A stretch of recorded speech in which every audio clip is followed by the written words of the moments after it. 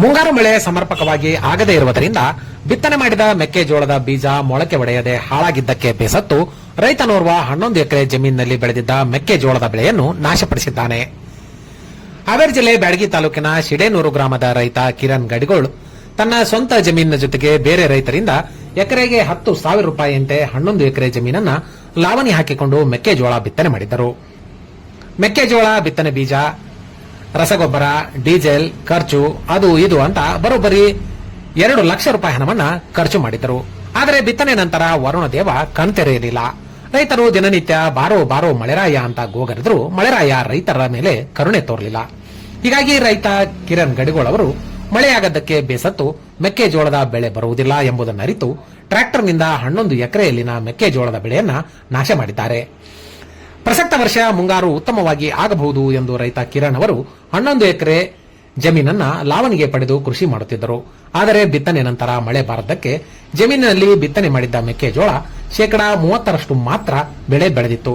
ಹೀಗಾಗಿ ರೈತ ಕಿರಣ್ ಅವರು ಬೆಳೆ ನಾಶ ಮಾಡಿದ್ದಾರೆ.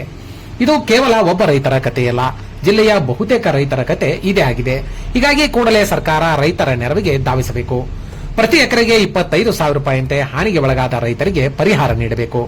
ಇಡೀ ಹಾವೇರಿ ಜಿಲ್ಲೆಯನ್ನ ಹಸಿ ಬರಗಾಲ ಎಂದು ಘೋಷಿಸಬೇಕು ಎಂದು ರೈತ ಕಿರಣ್ ಗಡಿಗೋಳ್ ಅವರು ಸರ್ಕಾರವನ್ನು ಒತ್ತಾಯಿಸಿದ್ದಾರೆ. ಮುಂಗಾರು ಪ್ರಾರಂಭ ಆಗುತ್ತೆ ಅಂತಂದು ಮೆಕ್ಕೆಜೋಳ ಬಿತ್ತನೆ ಮಾಡಿದ್ವಿ. ನಂದು 10 ಎಕರೆ ಹೊಲ ಇದೆ. ಆ 10 ಎಕರೆ ಹೊಲದಲ್ಲಿ ಅಡಿಕೆ ಮತ್ತು ಇತರ ತೋಟಗಾರಿಕೆ ಬೆಳೆ ಬೆಳೆದಿದ್ದೆ. ಅಲ್ಲಿ ಮತ್ತು ಮೆಕ್ಕೆಜೋಳ ಬೆಳೆಯಲು ನಾವು ಲಾವಣಿ ಗ್ರೂಪಲ್ಲಿ ಎಕರೆಗೆ 12,000 ರೂಪಾಯಿದಂಗೆ 11 ಎಕರೆ ಲಾವಣಿ ಹಾಕಿದ್ದೆ. ಅದಕ್ಕೆ ಬೀಜ, ಗೊಬ್ಬರ, ಡೀಸೆಲ್ ಅಂತ ಅಂದ್ರೆ ಒಂದು 2 ಲಕ್ಷ ರೂಪಾಯಿ ಖರ್ಚಾಗೈತಿ. ಲಾವಣಿದು 1,40,000 ರೂಪಾಯಿ ಆ ಹೊಲ ಮಾಲಕರಿಗೆ ಕೊಟ್ಟವಿ. ಒಟ್ಟು ಟೋಟಲ್ 3,40,000 ರೂಪಾಯಿ 11 ಎಕರೆ ಮೆಕ್ಕೆಜೋಳ ಬೆಳೆದ್ರೆ ಡೀಸೆಲ್ ಸಿಗಲಿಲ್ಲ. ಆ ಟೈಮ್ನಾಗ ಹಗಲಿ ರಾತ್ರಿ ಡೀಸೆಲಿಗೆ ಬಡ್ದಾಡಿದ್ವಿ. ಬೀಜ ಗೊಬ್ಬರಕ್ಕೆ ಪಳ್ಳೆ ಹಚ್ಚಿ ಗೊಬ್ಬರ ತಂದ್ವಿ. ಆದ್ರೆ ಮಳೆ ವರುಣದೇವ ಏನು ಮಾಡಿದ ಅಂದ್ರೆ ಬಿತ್ತಿ ಊಟ ಕದ ಐತಿ ಅಂತ ಬಿತ್ತಿದ್ವಿ. ಕೇವಲ 30% ಮೊಳಕೆ ಹೊಡೆದು ಸಸಿ ಬಂತು. ಇನ್ನು 70% ಬೀಜ ಕೊಳತು ಹೋಗ್ಬಿಡ್ತು. ಇದು ಹಾಗೆ ಬಿತ್ತನೆ ಮಾಡಿದ್ರೆ ನಾವು ಹಾಗೆ ಬಿಟ್ಟಿದ್ರೆ ನಾವು ಮಾಡಿದ ಖರ್ಚು ಬರಲ್ಲ ಅನ್ನೋ ಒಂದು ವಿಚಾರಕ್ಕೆ ಇವತ್ತು 11 ಎಕರೆ ಇಡೀ ಹೊಲನ ಟ್ರ್ಯಾಕ್ಟರ್ ಮೂಲಕ ಕುಂಟಿ ತಗೊಂಡು ನಾಶ ಮಾಡಿದ್ದೀವಿ. ಮುಂದೆ ಮಳೆ ಚೆನ್ನಾಗಾದ್ರೆ ಹಿಂಗಾರು ಬೆಳೆ ನಿರೀಕ್ಷೆಗೆ ಇರೋದೊಂದ ಬಾಕಿ. ಈಗ ಭಾಳ ರೈತನ ಪರಿಸ್ಥಿತಿ ಹೆಂಗೈತಿ ಅಂದ್ರೆ ನಾ ಸಾಯ ನೀ ಸಾಯ ಮನೆ ಮಂದಿಯೆಲ್ಲ ಸಾಯ ವ್ಯವಸಾಯ ಅನ್ನೋ ಪರಿಸ್ಥಿತಿ ಬಂದ್ಬಿಡುತ್ತೆ.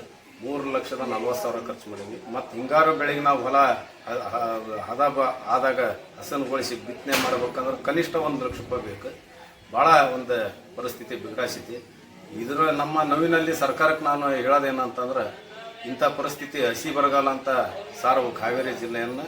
ಆಮ್ಯಾಕೆ ತಾತ್ಕಾಲಿಕ ನಾಶಪಡಿಸಿದ ರೈತರಿಗೆ ತಾತ್ಕಾಲಿಕ 1 ಎಕರೆಗೆ 25,000 ರೂಪಾಯಿ ಪರಿಹಾರಧನ ನೀಡಿ ಅಧಿಕಾರಿಗಳಾಗಲಿ ಜನಪ್ರತಿನಿಧಿಗಳಾಗಲಿ ರೈತರಿಗೆ ಆತ್ಮಸ್ಥೈರ್ಯ ತುಂಬಬೇಕಂತ ಹೇಳಕ್ಕೆ ಬಯಸ್ತಾರೆ. ಅನಂತ ನಮಸ್ಕಾರಗಳು. ಹಾವೇರಿ ಜಿಲ್ಲಾ ಬ್ಯಾಡಗಿ ತಾಲೂಕು ಶಿಡೇನೂರು ಗ್ರಾಮದ ಸುತ್ತಮುತ್ತಲಿಂದ 3, 4, 6, 7, 8 ಕಿಲೋಮೀಟರ್ವರೆಗೂ ಇಲ್ಲಿಯವರೆಗೆ ಬಿತ್ತಿದ ಮಳೆನೂ ಇಲ್ಲ. ಹಿಂದಿನ 2 ವರ್ಷವೂ ಅತಿವೃಷ್ಟಿಯಾಗಿ ನಾವು ಭಾಳ ಕಂಗಾಲಾಗಿದ್ದೇವೆ.